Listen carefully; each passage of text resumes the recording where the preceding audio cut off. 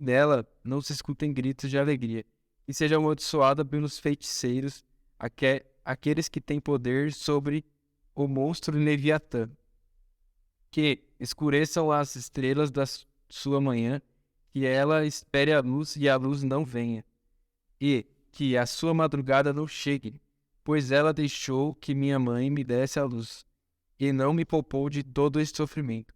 Por que não nasci morto? Por que não nasci morto? Por que não morri ao nascer? Por que a minha mãe me segurou no colo? Por que me deu o seio e me amamentou? Se eu tivesse morrido naquele momento, agora estaria dormindo, descansando em paz. Estaria com reis e altas autoridades que reconstruíram palácios antigos, ou estaria com governadores que encheram as suas casas de ouro e prata. Se a minha mãe tivesse tido um aborto às escondidas, eu não teria existido, e seriam como as crianças que nunca viram a luz do dia.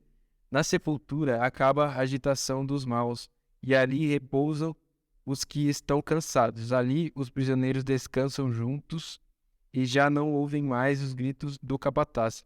Ali estão os importantes e humildes. Os escravos ficam livres dos seus donos. Por que os infelizes continuam vivendo? Por que os infelizes continuam vendo a luz?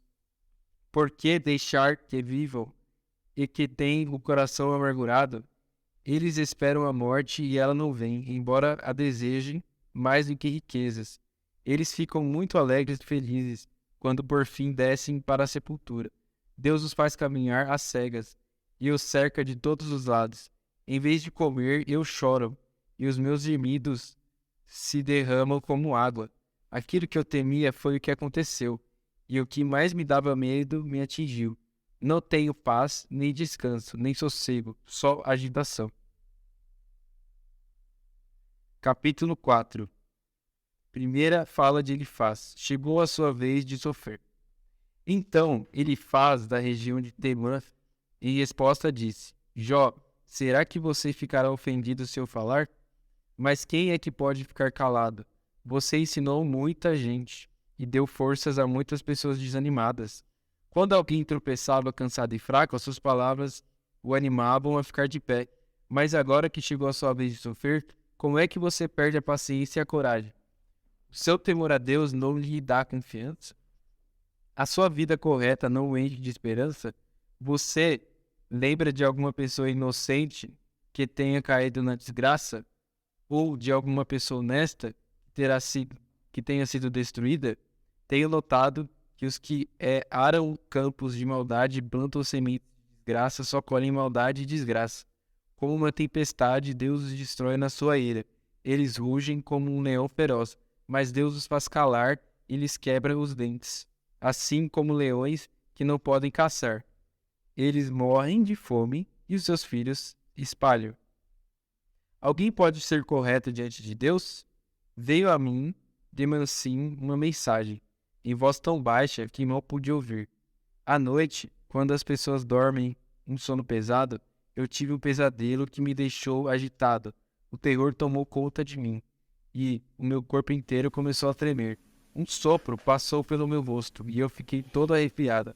Alguém estava ali. Olhei bem, mas não pude ver a sua forma. Houve silêncio, e depois ouvi uma voz que disse: Será que alguém pode ser correto diante de Deus? Será que alguém pode ser puro aos olhos do Criador? Deus não confia nem nos seus servidores celestiais, e até nos seus anjos ele encontra defeitos. Então você pensa que ele vai confiar nos seres humanos, que são feitos de barro, que foram criados do pó e que podem ser esmagados como uma taça? Podemos estar vivos de manhã, mas de tarde morremos para sempre, e ninguém se importa. A nossa vida se acaba como cai uma barraca, e morremos sem termos alcançado sabedoria. Jó, capítulo 5. Nós mesmos causamos o sofrimento. Grite, Jó. Veja se alguém responde. Que anjo você vai chamar? Ficar desgostoso e amargurado é loucura, é falta de juízo, que leva à morte. Uma vez vi um homem sem juízo, e parecia estar progredindo na vida. Mas eu amaldiçoei a família dele. Os seus filhos não têm segurança. Nos tribunais são condenados injustamente, e não há ninguém que os defenda. Os famintos ficam cobiçando as suas riquezas, devoram as suas colheitas. pegando até o trigo que nasce entre os espinhos. A aflição não brota da terra, a desgraça não nasce do chão. Somos nós mesmos que causamos o sofrimento, tão certo como as faíscas das brasas voam para cima. Deus dá esperança aos fracos. Jó, se eu fosse você, voltaria para Deus e entregaria o meu problema a Ele.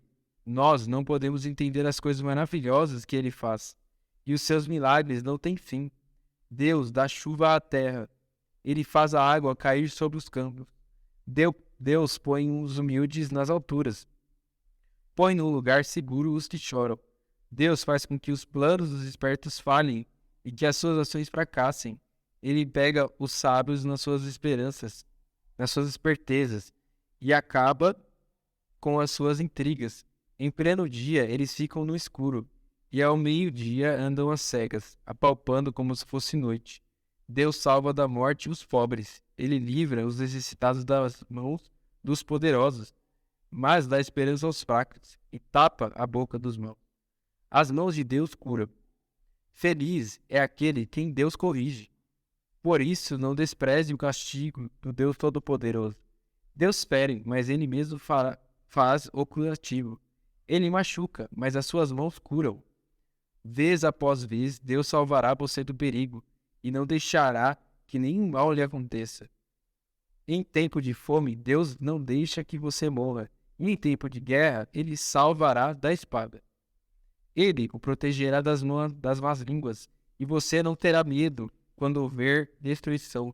Você se rirá quando houver violência e faltarem alimentos, e não terá medo dos animais selvagens. Nos seus campos, as pedras não estorbarão o arado, e os animais selvagens não atacarão. Na sua casa você viverá em paz, e, quando contar as suas coisas, não vai achar falta de nada. Você terá muitos filhos, e os seus descendentes serão tantos como as folhas de capim no pasto. Você vai morrer velho e forte, como um feixe de trigo colhido no tempo certo. Jó, a vida nos ensina que é assim. Esta é a verdade. Pense nisso para o seu próprio bem. Continua no próximo vídeo. Não deixe de curtir e se inscrever no canal. Obrigado.